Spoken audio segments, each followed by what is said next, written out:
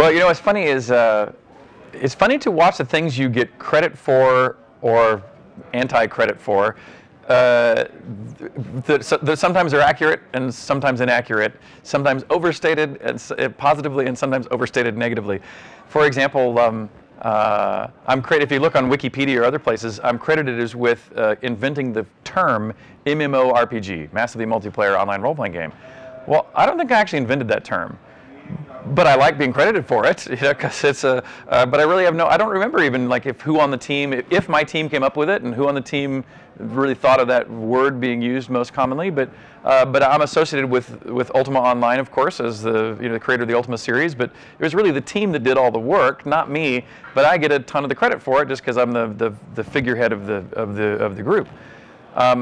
And then you have other kind of reverse cases where most recently in the middle of our Kickstarter campaign, I was trying to express the difficulty for design in comparison to programming and art, where programming you can go to school and become a good programmer and produce code samples. And therefore, as a person hiring, I can know that I'm hiring a good programmer just by looking at their samples.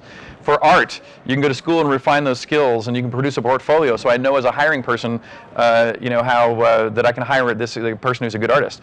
But how for designers, it's much harder. There's much fewer schools to teach design. It's much harder to put together a portfolio to prove you're a good game designer.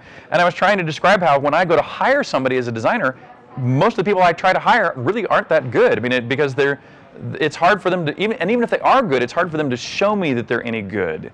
And when I was making those comments, somebody picked up immediately on the Richard Garriott thinks all gamers stink, and all game designers stink, and that became a headline. And I'm going like, oh my gosh, I was in the middle of a very long description of the challenges of training people to be game designers, and so that's just part of the process is to take your lumps and be more careful about the way you express yourself, which is you